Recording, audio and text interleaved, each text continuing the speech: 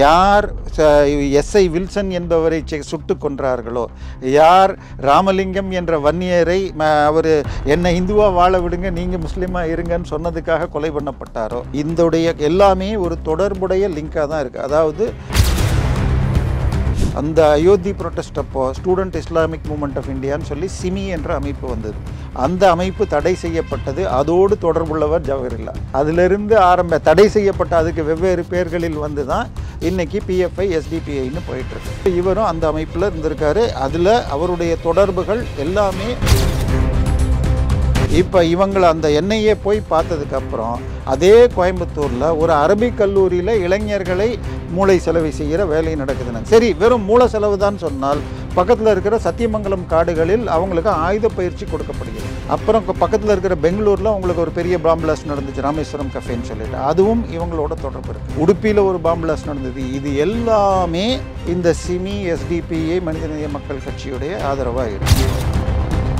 ஜவஹர்லால் கேஸில் அவர் 98 அந்த முஸ்லீம் அந்த கொலைக்கு பின்னால் இருந்த அதுக்காக ஒரு 10 பேர் நேரடி தொடர்பு என்றால் அவங்களுக்கு உதவுனாங்கன்னு 25 பேருக்கு அந்த அதில் 1-2 வீக் லிங்கை காமி இவர்களெல்லாம் தொடர்பு இல்லாத இளைஞர்கள். ஸோ இந்த இளைஞர்களை காப்பாற்றுறேன்னு சொல்லி மெயின் டார்கெட் அவங்கள காப்பாற்றணும். இதற்காக அன்னைக்கு 1.5 கோடினா என்னன்னு பார்த்துக்கங்க.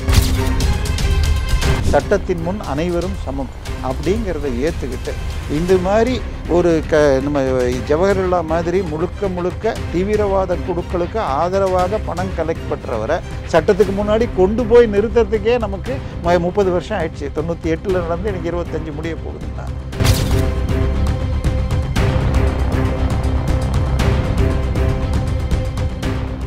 ரியல் ஒன் நண்பர்கள் நேயர்களுக்கு வணக்கம். பல்வேறு முக்கியமான தகவல்களை நம்முடைய வாசகருடன் பகிர்ந்து கொள்ள இணைந்திருப்பவர் அரசியல் விமர்சகர் தேவப்பிரியா அவர்கள். வணக்கம் சார். வணக்கம். இப்போ திமுக கூட்டணியில் இருக்கக்கூடிய மனிதநேய மக்கள் கட்சியுடைய தலைவர் ஜவஹர்லால் சுமார் 1.5 கோடி ரூபாய், அதாவது 1997-98 காலகட்டத்தில் 1.5 கோடி ரூபாய் விவகாரம், மணி லாண்டரிங், வெளிநாட்டில் இருந்து பணம் வந்தது விவகாரம் குறித்து சரண்டராக சொல்லி கோர்ட் வந்து ஒரு ஆர்டரை பிறப்பிக்கிறாங்க. இந்த ஜவஹர்லால் இந்த விஷயத்தில் அந்த 1.5 கோடி ரூபாய் என்ன காரணத்துக்காக அவருக்கு வந்தது, எங்கே இருந்து வந்துச்சு, என்ன இதனுடைய பின்னணி என்ன சார்? இல்லை, 96 திமுக ஆட்சி வந்ததுன்னு உங்களுக்கு எல்லாருக்கும் தெரியும். 91-96 ஜெயலலிதா ஆட்சி இருந்தது. அந்த காலகட்டத்தில் கொஞ்சம் இது, அதாவது 89 உங்களுக்குலேருந்து இது நடந்தது. அதுக்கு பேர் அயோத்தி பிரச்சனைகள் வந்து 90. ஸோ இந்த காலகட்டத்தில் அதற்கு எதிர்வினை என்று இந்தியா ஃபுல்லாக முகமதியர்கள் ஒன்று சேர்ந்து ஒரு மாதிரி தீவிரவாதம் பரவியது. இது பரவின உடனே நிறைய செக் போஸ்ட் எல்லாம் போட்டு அவர்களை கண்ட்ரோல் பண்ணுறதுக்கு ஜெயலலிதாவை பொறுத்த வரைக்கும் போலீஸுக்கு இது பண்ணுவாங்க. திமுக இந்த ஆட்சியில் நம்ம செந்தில் பாலாஜி சார் என்ன சொன்னார், நாங்கள் 11 மணிக்கு பதவி ஏற்றால் 11:05 மண் அள்ளலாம்னு. இது வந்து பதவி ஏற்றப்புறம் திமுக வெற்றி பெறுகிறதுன்னு சொன்ன உடனேயே கோயம்புத்தூரில் கோட்டமேடு பகுதியிலெல்லாம் இந்த செக் போஸ்ட்டை உடைச்சி எறிஞ்சாங்க.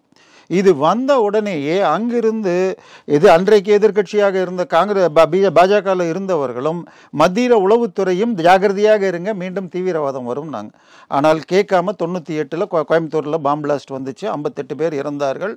200 பேருக்கு மேலே மிக நிரந்தர பாதிப்பு, கை கால் போய் கண்ணு போய் இன்றைக்கும் இருக்கிறார்கள். ஆனால் அவங்களுக்கு காப்பாற்றுறதுக்காக வசூல் பண்ணார் வெளிநாடுகளில் போய். அதாவது கோவையில் இன்றைக்கும் அவங்க கைதாக இருக்காங்க. அப்போது அவங்கள ரிலீஸ் பண்ணணும்லாம் வரும். உச்ச நீதிமன்றத்தில் திமுக போய் கொடுத்த அஃபிடவிட்டில் இன்றைக்கு அவர்கள் 25 வருடத்திற்கு மேலாக ஜெயிலில் இருந்தாலும் அதே மைண்ட் செட்டில் இருக்காங்க. அவங்களை ஜாமீனில் விட்டால் ஆபத்துன்னு 2023 கொடுத்துருக்காங்க. ஆனால் இன்னும் சொல்ல போனால் நீங்கள் இதை பேசுகிற இன்றைக்கே நேற்றைய தினம் என்ஐஏல 5 பேர் அதே கோயம்புத்தூர் அந்த கோட்டை ஈஸ்வரன் கோயில் வாசலில் வெடித்த மனித வெடிகுண்டு காருக்குள் வெடித்தது. ஏன்னா இவங்க சிலிண்டர் பாம்புன்னு தான் சொல்லிகிட்டு இருந்தாங்க. அன்றைக்கு அண்ணாமலை அவர்கள் அதை உடனே சஸ்பெக்ட் பண்ணி அது மனித வெடிகுண்டு, இது சும்மா சிலிண்டர் பாம்லாம் ஏதோ காரில் இருந்த சிலிண்டரு ஷார்ட் சர்க்கியூட்டில் உடஞ்சதுன்னுங்கிற மாதிரி கொண்டு போனதை காட்டின உடனே என்ஐஏ உள்ளே போனால் யார் எஸ்ஐ வில்சன் என்பவரை சுட்டு கொன்றார்களோ, யார் ராமலிங்கம் என்ற வன்னியரை அவர் என்னை இந்துவாக வாழ விடுங்க நீங்கள் முஸ்லீமாக இருங்கன்னு சொன்னதுக்காக கொலை பண்ணப்பட்டாரோ, இந்தோடைய எல்லாமே ஒரு தொடர்புடைய லிங்காக தான் இருக்குது. அதாவது அந்த அயோத்தி ப்ரொட்டஸ்ட் அப்போ ஸ்டூடெண்ட் இஸ்லாமிக் மூமெண்ட் ஆஃப் இந்தியான்னு சொல்லி சிமி என்ற அமைப்பு வந்தது. அந்த அமைப்பு தடை செய்யப்பட்டது. அதோடு தொடர்புள்ளவர் ஜவஹர்லா. அதிலிருந்து தடை செய்யப்பட்ட அதுக்கு வெவ்வேறு பேர்களில் வந்து தான் இன்னைக்கு பிஎஃப்ஐ எஸ்டிபிஐன்னு போயிட்டுருக்கு.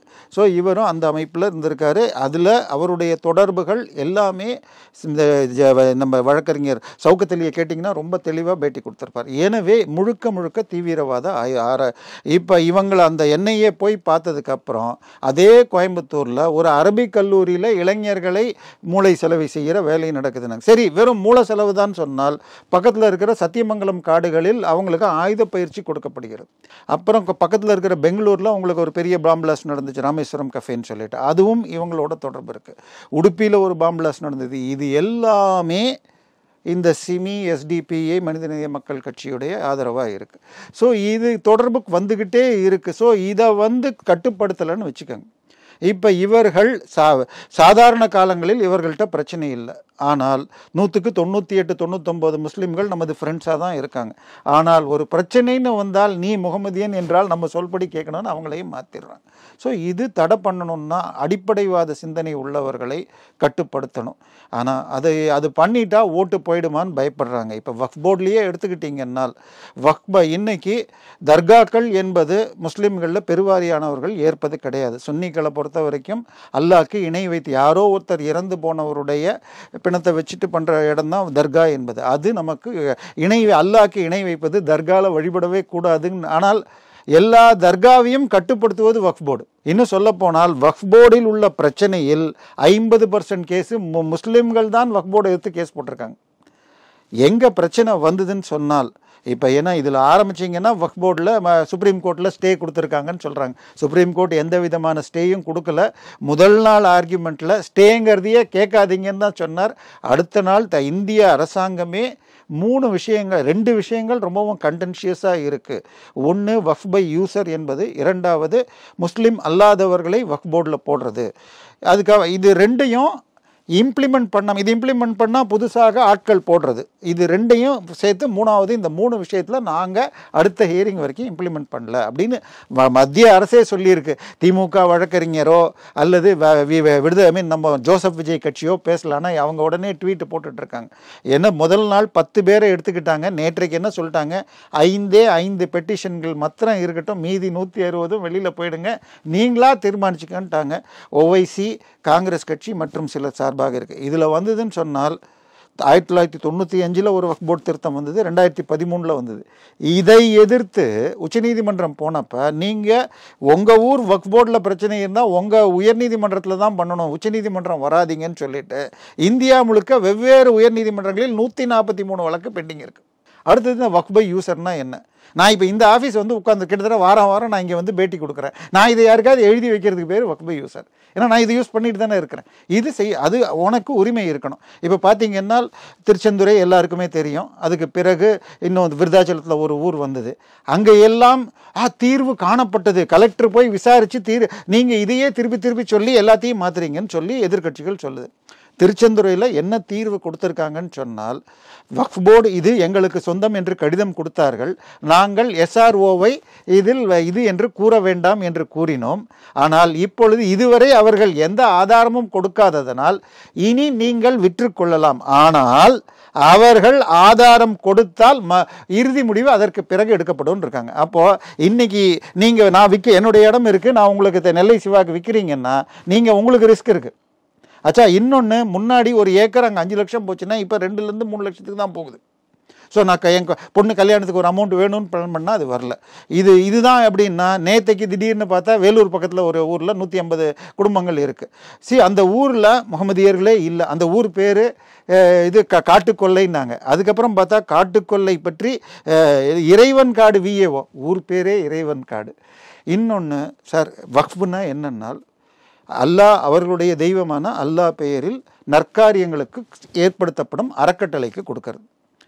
இதே வக்ஃப் இதே இறைவன் பெயரில் கோயிலுக்கோ கோயில் சார்பாக அறக்கட்டளை ஏற்படுத்தி வைத்தால் அதுவும் சூரிய சந்திரர்களை விட மாற்ற முடியாது.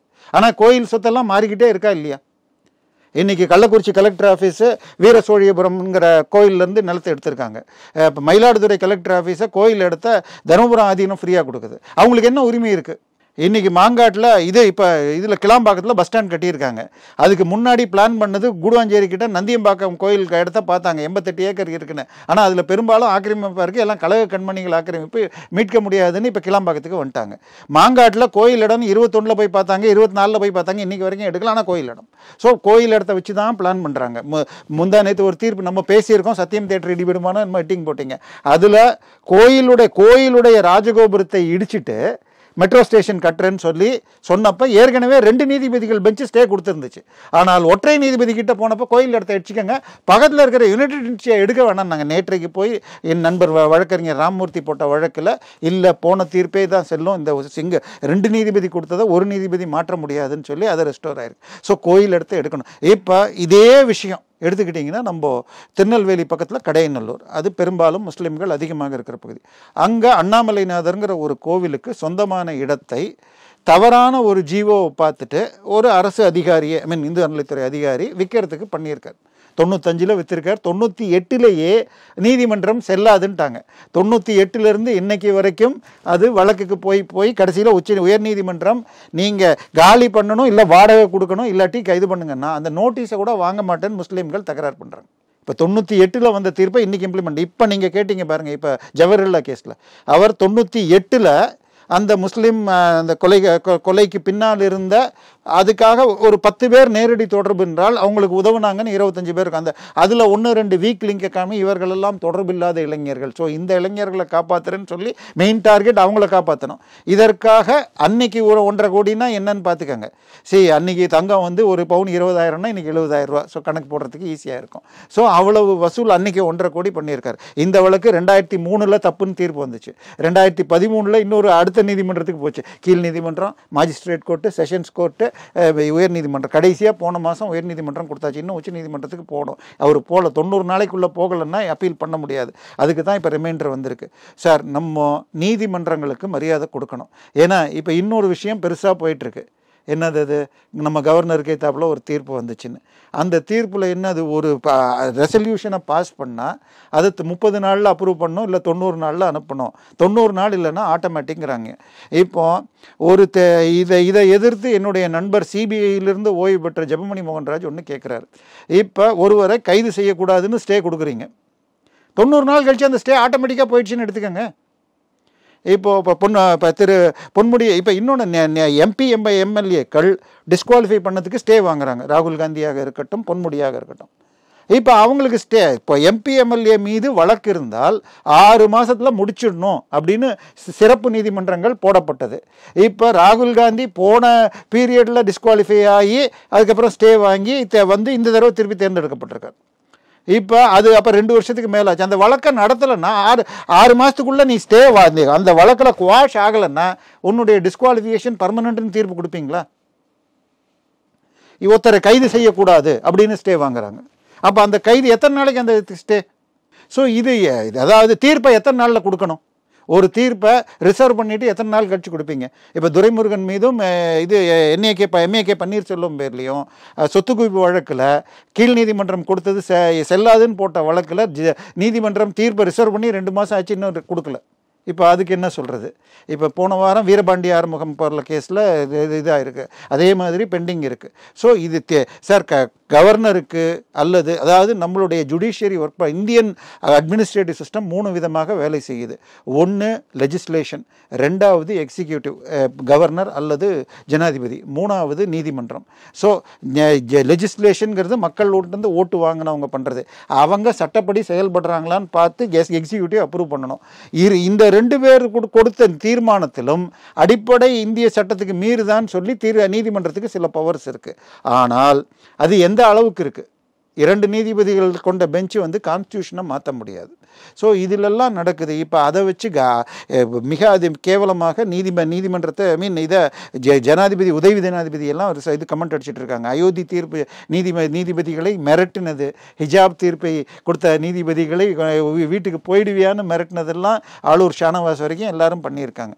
எனவே இது எல்லாம் வந்து அடங்கணும்னு சொன்னால் சட்டத்தின் முன் அனைவரும் சமம் அப்படிங்கிறத ஏற்றுக்கிட்டு இந்த மாதிரி ஒரு நம்ம ஜவஹர்லா மாதிரி முழுக்க தீவிரவாத குழுக்களுக்கு ஆதரவாக பணம் கலெக்ட் பண்ணுறவரை சட்டத்துக்கு முன்னாடி கொண்டு போய் நிறுத்துறதுக்கே நமக்கு 30 வருஷம் ஆயிடுச்சு. 98 நடந்து எனக்கு 25 முடிய போகுதுன்னா இந்திய சட்டத்தின் வீக்னஸ் தான் சொல்லணும். பல்வேறு முக்கியமான தகவல்களை நம்முடைய வாசகருடன் பகிர்ந்து கொண்டதற்கு நன்றி சார்.